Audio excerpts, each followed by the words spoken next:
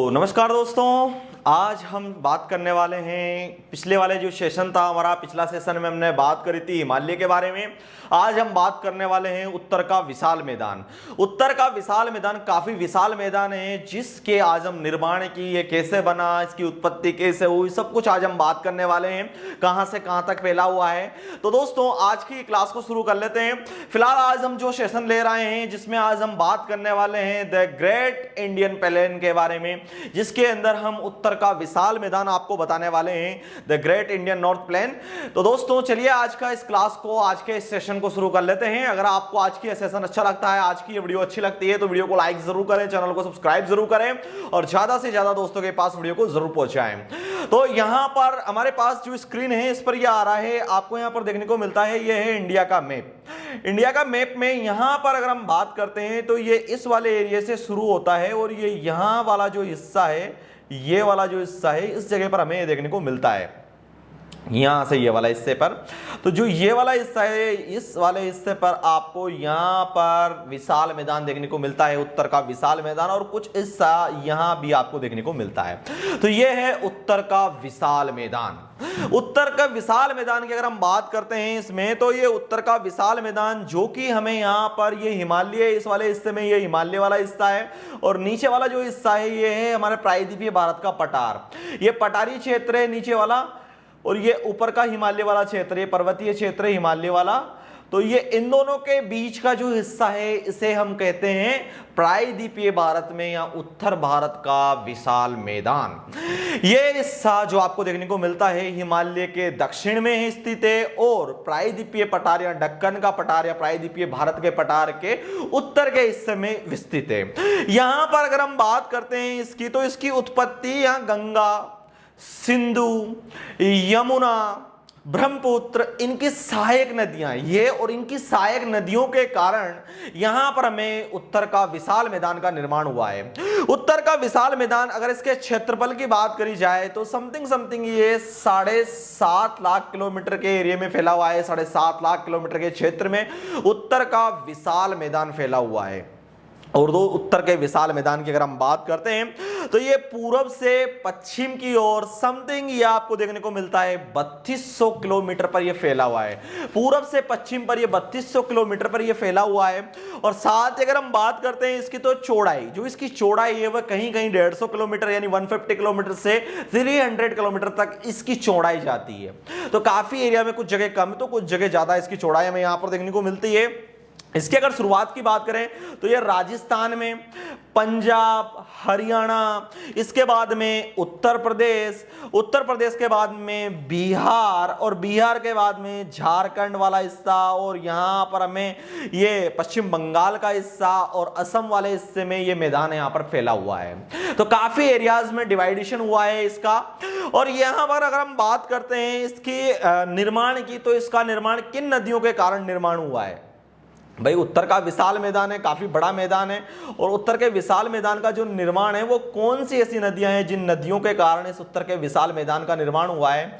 अगर इनकी बात करें तो यहां पर हमारे पास ये इंडिया का मैप है, तो इसमें जो जो लोकेशंस आती है, जिसमें ये राजस्थान का हिस्सा है, पंजाब है, हरियाणा है, कुछ दिल्ली वाला हिस्सा है, उत्तर प्रदेश का हिस्सा है, बिहार का हिस्सा है, झारखंड का हिस्सा है, और पश्चिम बंगाल का हिस्सा है, असम का हिस्सा है, कुछ मेघालय छोटा मोटा हिस्सा ये भी यहाँ पर आपको देखने को मिलता है। तो इस हिस्से में ये विशाल मैदान यहां पर फैला हुआ है। इसमें आपको जिन नदियों के कारण इसका निर्माण हुआ है, इसमें गंगा, यमुना, सिंधु, ब्रह्मपुत्र नदी, इनकी जो सहायक नदियां हैं, जिसमें आपको चंबल नदी, बेतवा, सिंधु, यमुना, कोसी, व्यास, सतलज, रावी, चिनाब, झेलम, इन नदियों, काफी ऐसी मल्टीपल नदियां हैं, काफी ऐसी शॉर्ट छोटी छोटी इनकी शाखाएं हैं, उनसे इस एरिया का निर्माण हुआ है।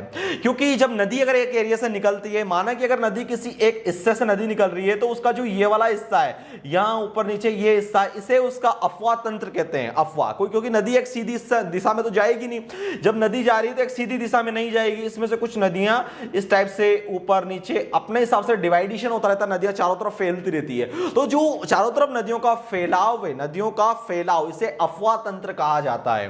अफवाह तंत्र के कारण, नदियों के कारण, इनके कारण इस स्थिति का निर्माण हुआ है। और इसके अगर समुद्र तल से इसकी ऊंचाई की बात करी जाए तो समथिंग ये 50 किलोमीटर किलोमीटर से लेकर 150 किलोमीटर के समथिंग जाती है इसकी ऊंचाई। इसी कारण इसको मैदानी क्षेत्र कहा जाता है। जैसे अगर मैं आपको बताऊं, जैसे अभी रुकिए एक मिनट, जैसे अगर हम आपको बताएं तो यहां पर अगर ये वाला जो हिस्सा है, अगर कोई पहाड़ी हिस्सा है और पहाड़ी हिस्से से अगर जाकर ये एरिया ऐसे समतल हो गया, अब ये पहाड़ से अगर वाटर आया है यानी नदी का बहाव आया है और ये जो हिस्से से यहां से ऐसा हो गया है, तो जो ये वाला जो हिस्सा है, ये इसकी जो ऊंचाई है वो 50 किलोमीटर से 150 किलोमीटर तक जाती है। इस कारण इस हिस्से को क्या कहा जाता है, मैदानी क्षेत्र, क्योंकि ये समतल लेवल पर आ जाता है, एक प्लेन्थ लेवल पर आ जाता है, इस कारण ये मैदानी क्षेत्र है। और ये जो मैदानी क्षेत्र है या नदियों का जो वेग है, नदियों का जो प्रवाह है, नदियों की जो गति है, वो गति कम हो जाती है, क्योंकि यहां से तो हाईली प्रेशर में आ रही है, लेकिन इस एरिया में वो नदियों की जो प्रेशर है वो काफी कम हो जाता है, काफी स्लो हो जाता है। इस कारण इस क्षेत्र को मैदानी क्षेत्र कहा जाता है। और मैदानी क्षेत्र ये काफी उपजाऊ क्षेत्र होता है, क्योंकि जो यहां से नदी के साथ जो कंकर पत्थर मिट्टी जो अफवाह आया था, वो यहां अवसाद जो भी कंकर पत्थर मिट्टी बालू जो अफवाद लाया है वो यहां आकर स्टोरेज हो जाता है। इस कारण जो ये वाला हिस्सा होता है, ये हिस्सा काफी उपजाऊ होता है। तो इस कारण से ये हिस्सा काफी उपजाऊ हिस्सा होता है। अब जब ये हिस्सा एक तो उपजाऊ हिस्सा है, क्योंकि यहाँ काफी ज्यादा खेती की जा सकती है, काफी यहाँ पर जमीन के अंदर उपजाऊ क्षमता काफी ज्यादा होती है, क्योंकि यहाँ पर नमीनी जालोड़ आए हैं, इस कारण से उपजाऊ हिस्सा है। और इसी कारण इस एरिया में जनसंख्या घनत्व, जो मैदानी क्षेत्र होता है उसमें जनसंख्या घनत्व, जनसंख्याओं का जो घनत्व है जहां पर वो काफी ज्यादा हमें देखने को मिलता है। इसी कारण इस वाले हिस्से में आप देखें तो बिहार, उत्तर प्रदेश, जो ये वाला हिस्सा है, इसमें जनसंख्या काफी ज्यादा मात्रा में आपको देखने को मिलेगी, क्योंकि यहाँ उपजाऊ हिस्सा है, खेती करने के लिए उपजाऊ जगह है। इस कारण से यहाँ जनसंख्या घनत्व काफी ज्यादा हमें देखने को मिलता है। चलिए इस वाले हिस्से की अगर हम बात करें तो इसमें हिमालय से जो आते हैं, ये हमारे पास यहाँ पर ये हिमालय का हिस्सा है। और हिमालय से जब कोई नदी प्रवाहित हो रही है तो नदी के प्रवाह होने से उसका जो वेग आ रहा है नदी का, नदी प्रवाह होकर जिस एरिया में आती है, तो वो जो वाला हिस्सा होता है दोस्तों, उसे कहा जाता है भांगर, भांवर। भांवर इस नदी जैसे जो ये वाला हिस्सा है मैदानी क्षेत्र, इसको कहीं कहीं 4 हिस्सों में और कहीं 5 हिस्सों में डिवाइड किया गया है, जिसमें भांवर, तराई, भांगर, खादर एंड डेल्टा। डेल्टा वाला हिस्सा समुद्र तल पर चला जाता है, तटीय क्षेत्र में चला जाता है, लेकिन कहीं कहीं इस हिस्से को भी हम इसी हिसाब से डिवाइड करते हैं। लेकिन जो मेन हिस्सा अगर हम बात करते हैं डिवाइडेशन की, तो मेन डिवाइडेशन में जो हिस्सा हमारे पास यहां पर आता है, वो हिस्सा केवल यही आता है जिसके अंदर आपको यहां पर 4 डिवाइडेशन किए गए हैं, इसका विभाजन किया गया है, जिसमें भांवर, तराई, भांगर एंड खादर, ये हिस्सा यहां पर हमें देखने को मिलता है। अगर हम इसकी बात करते हैं कि ये कैसे बनते हैं और उनका निर्माण कैसे होता है, इनके निर्माण एंड इनकी प्रक्रिया के बारे में जानकारी ली जाए, तो कुछ निर्माण की प्रक्रिया इनकी कुछ इस टाइप से होती है। जैसे मैं आपको बताऊं, यहां पर हमने कोई नदी का वेग से पानी आया और जो पर्वत से, मतलब ये वाला हिस्सा कोई पर्वत बना हुआ है यहां पर, यहां से वेग से अगर कोई नदी आ रही है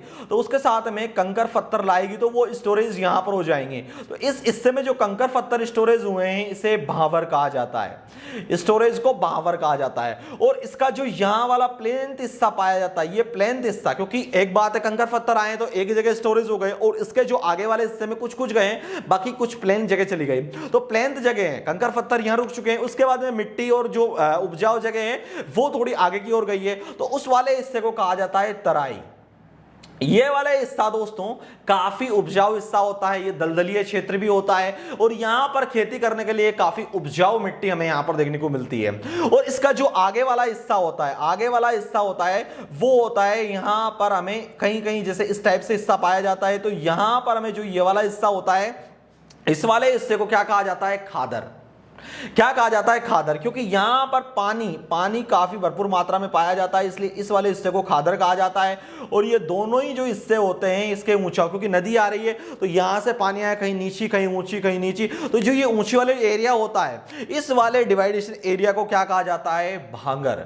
भांगर यानी जो यहां पर अगर हम बात करें तो जो जो खादर वाला हिस्सा है, यहाँ खादर में देखने को मिल रहा है, तो खादर वाला हिस्सा एक नवीन हिस्सा होता है। ये नवीन जालोड़ पाए जाते हैं। जालोड़ किन्हें कहते हैं, नदी के वेग से या नदी के प्रवाह से लाई गई नवीन मिट्टी को, नवीन अवसाद को जालोड़ कहा जाता है। लाए गए अवसाद को जालोड़ कहते हैं। और जालोड़ जो नवीन जालोड़ होते हैं वो कहां पाए जाते हैं, खादर के अंदर हमें देखने को मिलते हैं। और पुराने जालोड़, क्योंकि देखिए जब नदी किसी जगह से प्रवाहित हो रही है तो वहां इस हिस्से में जब बाढ़ वाला हिस्सा कहा जाता है, क्योंकि ये जिस एरिया में अधिकतर मात्रा में बाढ़ आती है और बाढ़ जहां पर ज्यादा आ रही है वो हिस्सा है खादर। और जिस हिस्से में पहले, माना कि इस हिस्से में पहले बाढ़ नहीं आई कभी भी, और इस हिस्से में फिलहाल के तौर पर ही बाढ़ देखने को मिली है। जैसे कुछ बाढ़ वाला एरिया होता है, अभी मैं आपको बताऊं तो ये वाला यहां पर जैसे हम देखते हैं तो ये वाला जो हिस्सा होता है, तो इसके अंदर ये वाला हिस्सा तो हमें क्या देखने को मिलता है दोस्तों, खादर। यहाँ ये वाला हिस्सा होता है खादर का हिस्सा, और ये वाला जो हिस्सा हो रहा है यहाँ पर, ये वाला जो हिस्सा है, ये वाला जो हिस्सा है, ये वाला हिस्सा है, ये क्या है, यहाँ पर हमें बहांगर वाला जो हिस्सा होता है दोस्तों, बहांगर में क्या होता है, यहाँ पर बहांगर जो हमें देखने को मिलती है, बांगर, ये बांगर होती है जो अफवाद यहां पर लाए थे, जो अवसाद यहां पर लाए थे, जो जालोड़ यहां पर आए थे पहले, यानी पुराने समय में यहां पर बाढ़ से इस हिस्से में पानी का वेग आ गया था। लेकिन फिलहाल जो बाढ़ वाला हिस्सा है उस नॉर्मल हिस्से से नदी अपनी निकल रही है, उसका जो प्रवाह क्षेत्र है वो ज्यादा लंबा नहीं है, वो अपने एक जिस एरिया से निकल रही है, कभी कभार इस एरिया में यहां तक नदी पहुंच सकती है, ज्यादा से ज्यादा यहां तक पहुंच सकती है। तो जो ये वाला हिस्सा है इसे तो खादर कहा जाता है, लेकिन जो इन फ्यूचर में या फिर भूतपूर्व में पहले भी अगर बाढ़ आई थी तो वो वाला जो हिस्सा है उस हिस्से को क्या कहा जाता है, यहां पर कहा जाता है भांगर। और यहां पर जो प्रवाह क्षेत्र होता है, किसी भी नदी का जो प्रवाह क्षेत्र होता है, तो नदी सीधी जाकर डायरेक्ट तो किसी समुद्र के अंदर मिलती नहीं है। कोई नदी आई है तो वो डायरेक्ट समुद्र में नहीं मिलेगी, वो अपना कुछ इस हिसाब से यहाँ पर क्षेत्र को डिवाइड करते हुए फैलाव में यहाँ पर मिलती है। तो जो ये फैलाव वाला हिस्सा होता है, इस हिस्सा को कहा जाता है डेल्टा, या डेल्टा क्षेत्र या प्रवाह क्षेत्र, जो नदी का अपनी दिशाओं को बदल लेता है। ये हमें हमारे समुद्र तट वाले एरिया में काफी ज्यादा मात्रा में देखने को मिलते हैं। जब कोई नदी आ रही है तो वो डिवाइडेशन होते हुए पानी को अपना प्रवाह क्षेत्र को बदल लेती है, तो ये डेल्टाई क्षेत्र कहलाते हैं। इस तरह से आज हमने जो हिमालय का बाद में भारत के जो हिस्से पढ़े हैं, जिसमें प्रायद्वीपीय भारत में आज हमने उत्तर का विशाल मैदान पढ़ा है, इसको कितने भागों में डिवाइड किया गया है वो आज हमने जाना।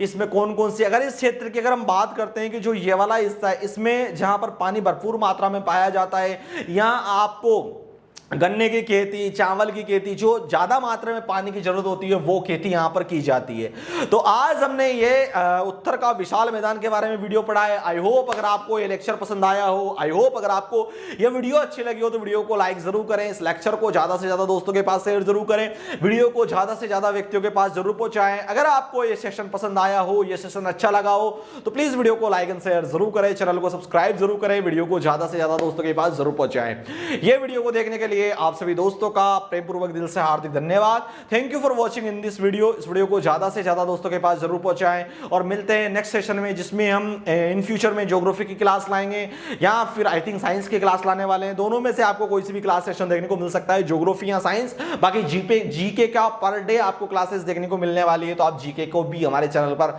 देख सकते हैं। और चैनल को सब्सक्राइब जरूर करें, वीडियो को लाइक एंड शेयर जरूर करें, वीडियो को ज्यादा से ज्यादा दोस्तों के पास जरूर पहुंचाएं। ये वीडियो को देखने के लिए आप सभी दोस्तों का बहुत बहुत धन्यवाद।